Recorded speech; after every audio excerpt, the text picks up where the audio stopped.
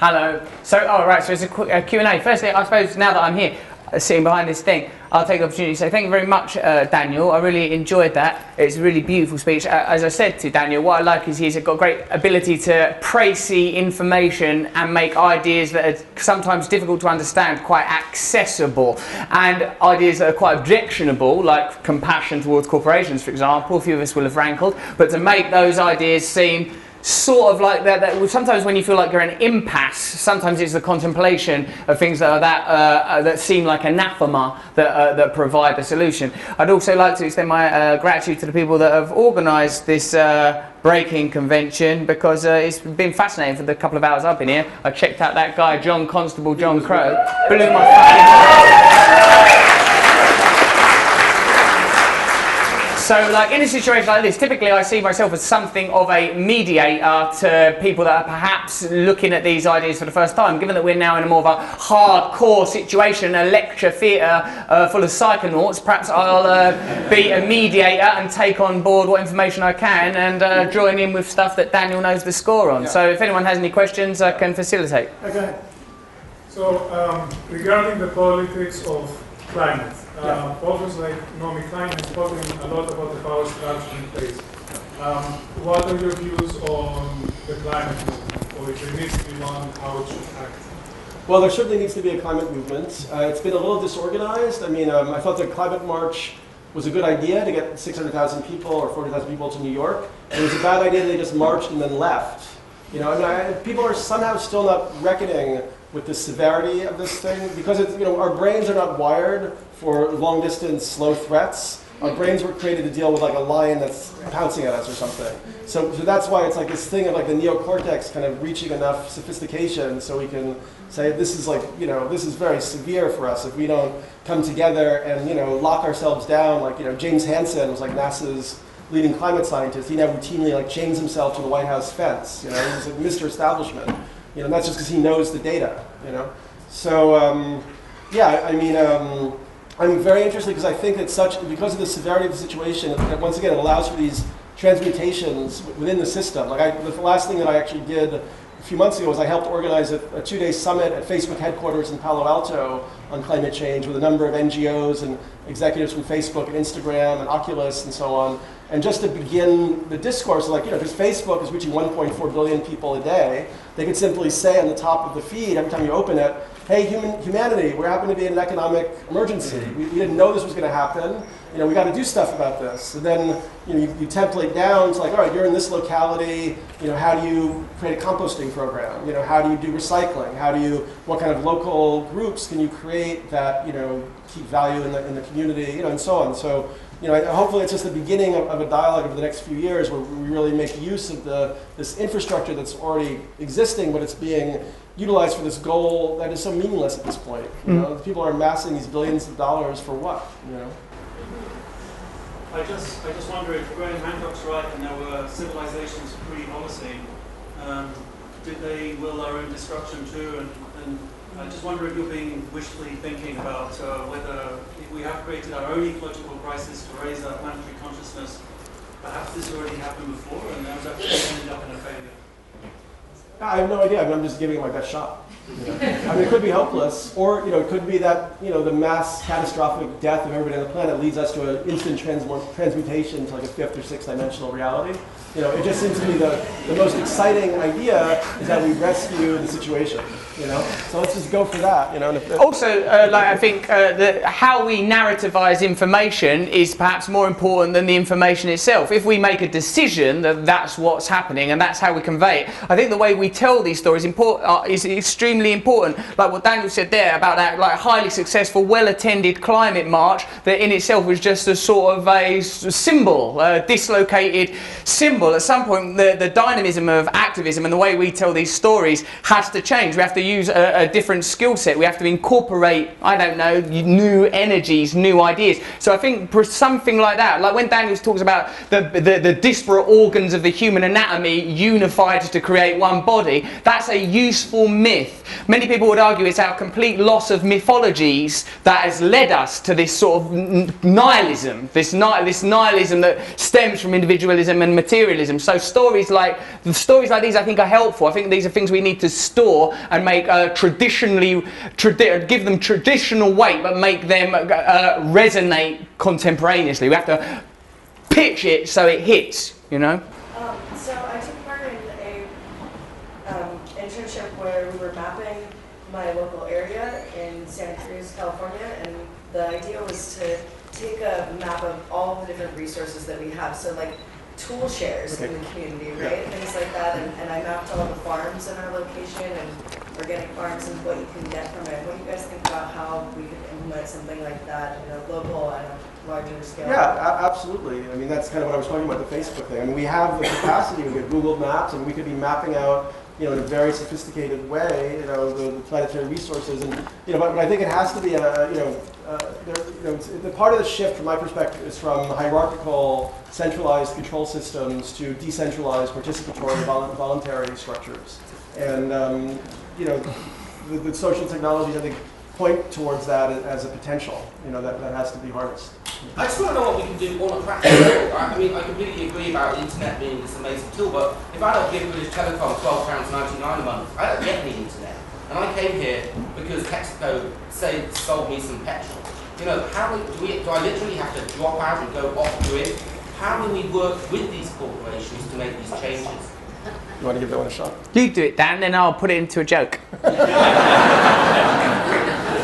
Well, I mean, you know, first of all, you're doing something, I think, by being here. This is part of the evolution of consciousness, for sure. I mean, that's why it's so exciting, and like you can feel the electricity and people's hope, and you know, you meet so many young people here. You can see they're just dying for the opportunity to be healers, to be part of, you know, psychedelic healing, you know, therapy, and so on. So that's really amazing that this whole opportunity has constructed itself. And I find it hard to be like doctrinaire because everybody has a different set of constraints, and you know, I really like this idea of local groups, but I tried one effort with, like, started a company called Evolver, we had a nonprofit Evolver network to create a template for how people could get involved locally. You know, transition town is one idea, you know, depending on what your locality is, but then also just looking at what your talents, resources, and skill sets are, you know, and stepping out, maybe back into this planetary perspective, out of that egoic thing of like, what do I need for myself? I mean, it's not to lose, you know, sight of your own needs, but how can you integrate that into thinking and acting in the largest possible way? I can think of, I've thought of something. Good, awesome, yeah. It's this. Or like downstairs when we were watching that man John Constable, he talked about when they were campaigning to save a pauper's graveyard from a bygone age, that the graveyard was going to get used by Transport for London, but they found that as they began to campaign, members of Transport for London were sympathetic to the cause and started to attend these protests. One of the things I'm interested in at the moment, and it's sort of tentative because I don't understand it, but is it kind of new alliances. I'm looking at, I've been talking to a lot of Muslim activism groups and a lot of community resources for young black Londoners about getting into campaign for the rights of the police, for the police to earn proper wages, to get paid pensions, to be unionised, to prevent private security companies taking over the duties of the police force, heading to like, you know, very loving situationist style activism, heading to one big action in Parliament Square, where it will be provocative and active. As Gandhi said, the point of activism is to provoke a reaction. If you don't provoke a reaction, there's no fucking point doing it. E.g., climate change march, which was just mentioned. So you get the spectacle of young black and Muslim Londoners campaigning for the rights of the police to get proper pensions, to have their jobs protected, and the police arresting them for it.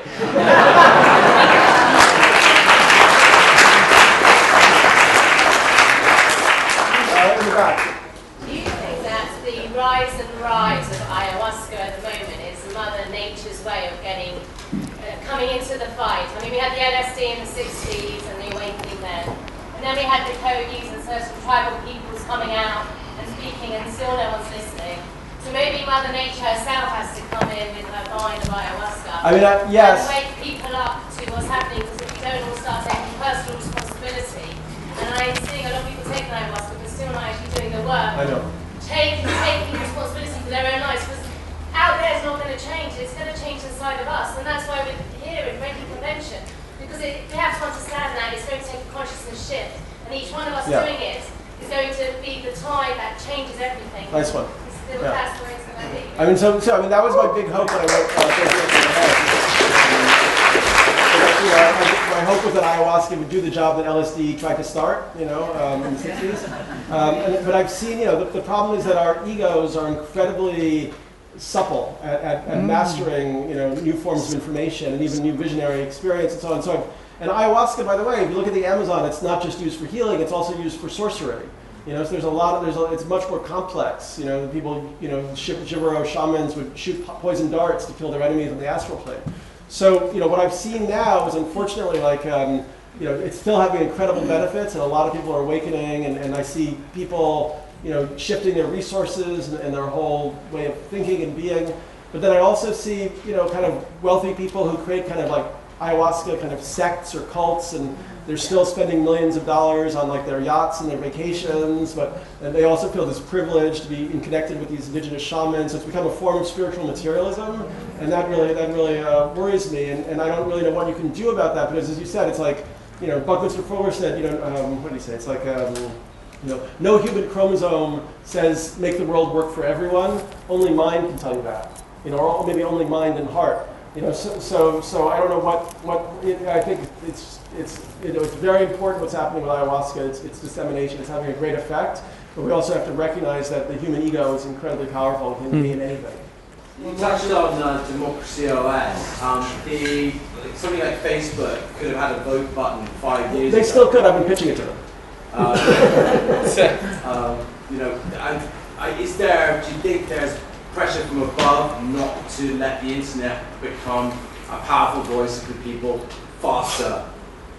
I wonder, it's possible. I mean, it's also like, look, Zuckerberg is 30 years old. And the guy was 20, he was super smart, he figured this thing out, the thing blew up. He spent most of his, a lot of his life behind a computer. I mean, he's just figuring stuff out also. And, he might be one 5-day DMT trip away from discovering that he's one with the universe.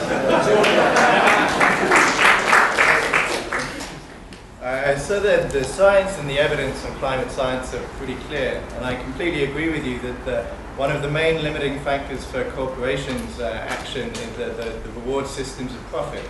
Other than apathy, what are the main limiting factors in terms of public activism? Other than apathy? Well, apathy's a big one, I guess. I mean, figuring out what's going to be an effective strategy, I guess. I really like there's the disinvestment campaign now that universities are using against fossil fuel companies, recognizing that the fossil fuels are claiming these trillions of dollars in assets, right? And this is where it gets complicated, because I imagine those trillions of dollars in assets that they're claiming are kind of propping up the whole financial system, which is otherwise kind of teetering and tottering, right? So the problem is that those trillions of dollars in assets have to be recognized as stranded assets, right? Because we know that if they're able to take those out of the ground, we got no planet left. So that I think is a powerful way to, kind of express back to the corporations, getting that meme out there.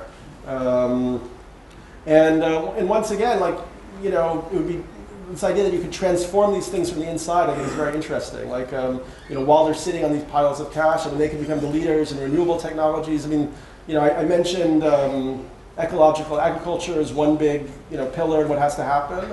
Another one is renewable energies. Solar is now has reached grid parity.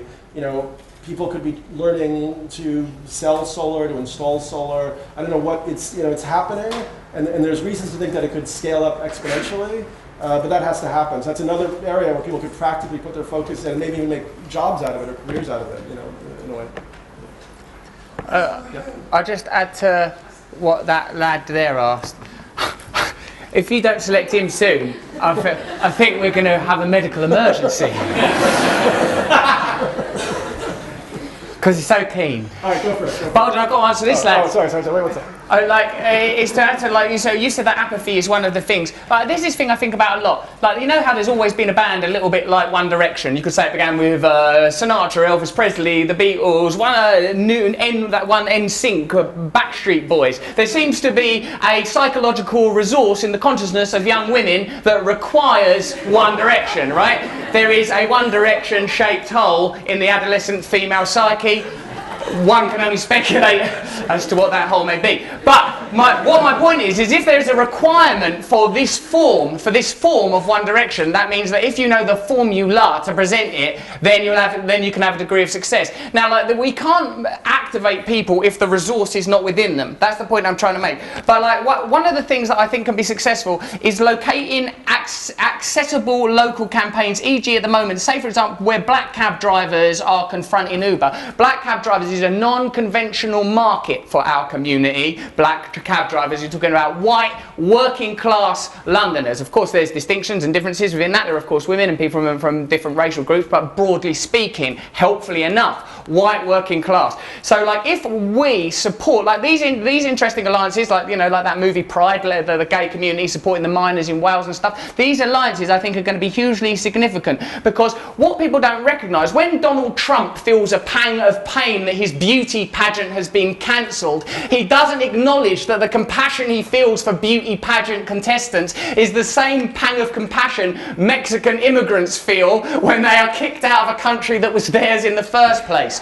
So like, what we have to recognise is that if people have the inner resource of compassion, if people have the inner resource of activism, as black cab drivers are currently demonstrating, we utilise that narrative. We tell them, what is the story of Uber? Many of us use Uber, it's convenient, it's useful, but it's a story of another faceless, tax evading corporation stealing the energy and utensils of a localised community. So what I'm saying is, when I use my spurious One Direction example, is that the resources exist in human beings. Like when the woman up there said ayahuasca is communicating through us, we too are divine goddess consciousness. It's in us all. We are it already. All we have to do is create the avenues for its expression through narrative. One of the things we must have is absolute optimism in the victory entirely inevitable.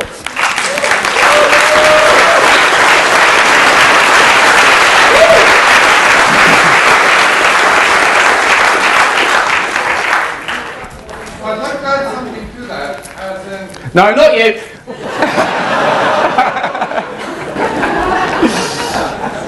I've read a lot of books too. We're all in this together. You take a bunch of psychedelics and you activate certain circuits in your mind according to Timothy Leary's model, the exertic model, then you have other models. But obviously you take a bunch of psychedelics at some point in your life and you start opening up to new ideas. And usually the first experience of that is the fifth circuit opening, which is the circuit of sort of rapturous hedonism, which is, oh, good and fine, like, but in our society we need to really critique the ideology that we exist in, of this pleasure ideology, where like it's really easy to like sit there and talk about, and we're all getting a huge dopamine rush, like everyone is like, yeah, that's fucking good stuff, man. But like, I can tell you from experience, because I'm a lazy person, sort of trying to become less of a lazy person. And I can sit there and like dream of how I'm going to be a non-lazy person. And like think about it, like yes, my life is going to be really, really better. And like it gives me a dopamine rush and it feels really good. But it's actually really hard. Like you get tricked into this idealism where it's like it seems like it's a fun thing to do, it's a wonderful thing to do, so it must be a pleasant thing to do, but it's actually a really difficult thing that requires an immense amount of effort, and it's like good for everyone. No, wind it up. Yeah. But there wasn't really a question there. I mean, it sort of made me think of this line from Gandhi. It says that like civilization, in the true sense of the term, doesn't consist in like the multiplication of wants, but actually they are kind of a reduction. You know, interesting idea, right? Like we're so used to thinking that more wants, that we're going to keep consuming and filling ourselves. Like actually, we could find maybe a deeper joy, which is actually what the Pope is talking about in his encyclical, which is really totally worth a read. It's quite an amazing document. We can find more joy at this point in giving up a certain lesser pleasures in certain respects. Yeah. How do we treat forming a new ideology and creating a way that we would ideally begin to follow when a meme in this day and age is as much easier to pass on and much more responded to than something that's not necessarily more wholesome but more beneficial and requires more thought? How do we treat that kind of information? I mean, I think you have to use memes, also. Okay. Prior to your first psychedelic experience, can someone have narrated it or described it to you? And secondly, would you have understood it from that context? Can you understand the realm of the psychedelic, the cosmical, the mystical, the imaginal, from the realm of narrative? Because essentially, we are talking about the indescribable, and so we're reducing it. How do you bring the formless into form? I rather reckon maybe the theme from my conference is not that we talk about it more, it's that we facilitate direct experience for the rest of the community, direct experience of this communion. I think that to me is kind of the driving force, the driving factor behind it.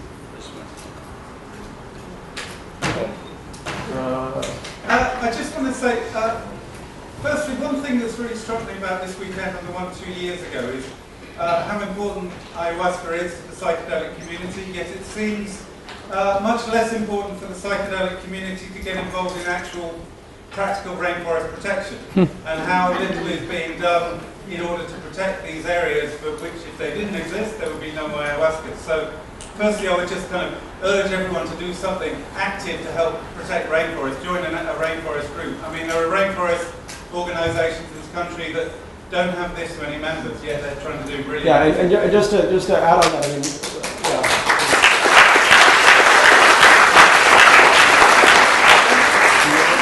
the rainforests are totally in peril all over the world, and they provide, not only like a huge amount of biodiversity, but also like 20% of the oxygen we breathe.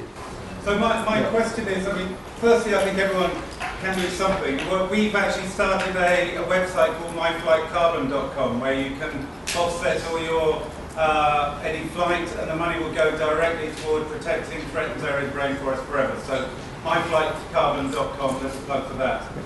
Secondly is, how can we actively take people from understanding this problem intellectually to actually physically do something about it and putting a tiny amount of their income towards it, or actually a tiny amount of their time? It seems to move people from knowledge to action is, because everyone knows about this, but how do we make people more active? I think. Can I respond to that? No, let's You could talk about that in the car on the way home. Sat with each other. Daniel goes, I can go first. Well, how do you, I suppose, well, what I would do, mate, is like you're already taking action, you've set up that website, but I would look for existing conflicts and actions that you can support. If you notice, like groups like the Socialist Worker will turn up at any campaign to sort of lend support. So it's sort of like, what I think is perhaps once you've established yourself as a community, once you've established that we've all got the end objective. I mean, I don't know many people that don't need oxygen. Most of us, I don't know, that's all of us, right? Need that 20, that we're all like down for the oxygen eventually, so it affects all of us. So in a way, any campaign that we back, you can utilise it, to use the language of the corporate world, use your logos, your branding, your ideology, your superstructure over that. Like, what I was impressed with what Daniel said is like, there are certain structures that are fucking working. There's certain, there's ideologies and structures that are successful. We don't have to exist in polarity. We don't have to exist entirely in abstemious rejection. Although there are areas in my life where I have to, and areas where conflict seems so appealing for me. I think look for any campaign and don't have you don't want a tiny bit of nobody's money or a tiny bit of anyone's time. You want the total consciousness of the total population, and we'll get that by hijacking the shit they already care about. Right, for instance, like the Catholic Church could be looked at as a ready-made social infrastructure with all these churches around the world, and now the Pope has opened this whole thing where you could actually have like permaculture training, or remote, how do Catholics take care of the local resources and the watershed and build wilderness corridors? I mean, I think it's something like that. Like we need like the global local meshing. Currently, what's your perspective on where the road of the addict can meet the road of, sane, measured communion with either plant medicines or other kinds of drugs? And do you think they can meet?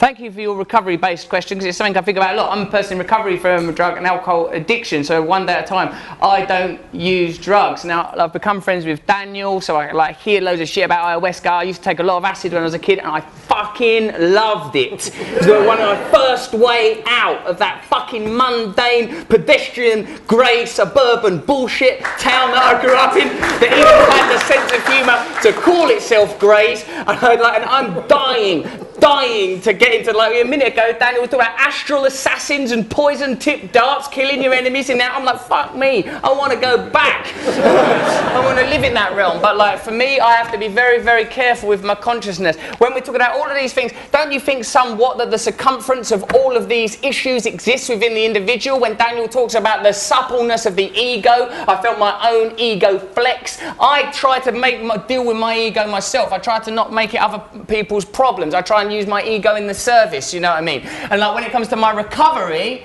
like I've got to be very, very careful. If I get, like, I'm praying for a sign that I can go in on some sort of psychedelic adventure. But that won't be people saying, oh, people with heroin problems have used ayahuasca to get off smack, because I'm off smack. You know what I mean? I need, like, people who are long-term clean can use it safely. So I don't know, because like through meditation sometimes I feel like I'm interfacing with energies that seem sort of supernatural, disembodied, sentient entities communicating through meditation. But when I hear Terence McKenna talking about that shit, these self-dribbling basketballs breathing new realms of consciousness into existence, encouraging you to breathe new realms of consciousness into existence, I think I fucking want that shit. Hit me, plug me up to the mainframe, baby. Of course I fucking do. But I've got to protect, like, you know, I feel like myself personally, and this is the only person I'm truly qualified to talk about, I'm dealing with a very mercurial, explosive, geligonite balance, and I don't want to fuck with it too much, you know, unless I get clear guidance. But yeah, please, show me the plant, show me the jungle.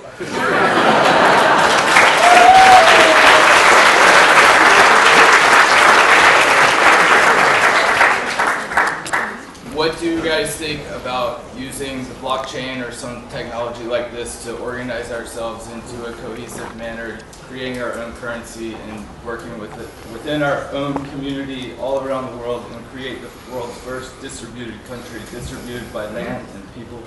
I like it. Yes. Okay. Let's do it. Yeah, you in the back. Me? Yeah. Going back to the ecological problem, one way to deal with it is to break it down. And for example, look at food sourcing.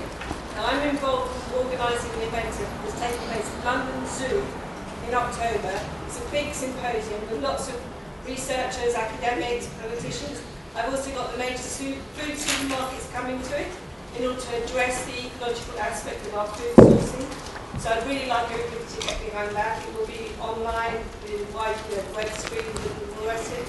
October, London Zoo, look on the website. One way of dealing with the process. Wonderful.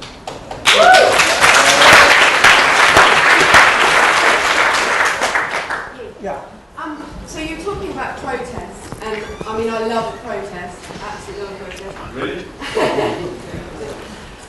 But I've been thinking about it a lot, particularly after the last election, and you know, just the surprise of the way it went, surprise in some ways and not. Do we not now, because it is to do with that media and the brainwashing is just working so well at the moment, to, you know, to the majority of people that don't have access to the information of drugs that we do. Is it not time that we got more subliminal as well and try to actually shift the perception from within? Do you know what I mean? Like, you know, it's not that easy to say let's take hold of the media, but I guess someone. Well, sure. I mean, I always am encouraging everybody I know who's bright and amazing to make videos, for instance, like he's doing. I mean, you know, I know this woman, Oriana, who started making videos around her ayahuasca experiences, and she's getting 40 or 50,000 views. You know, so we have a lot of power with the media right now. Like, a lot more of us could take advantage of that in different ways. I just feel sometimes that those subliminal things would sort of project to a lot more people than sometimes the protest does. Sure. Well, it's not, I think we don't need to think either or. You know, I mean, sometimes one, sometimes the other. You're really hungry to speak, so maybe you're the last one, because we're down to 1 minute. Yeah. You've mentioned Dr. Fuller a few times. Yeah. You're talking about psychic connection that's necessary. Now, I was reminded that Toki used to talk about telepathy. Now, you know, people in the outside world, I'm sure, there's a high percentage here, don't think that are so esoteric as people in the outside world would. But Rocky put a very simple example across. He said, you know, everybody knows the planet's in crisis.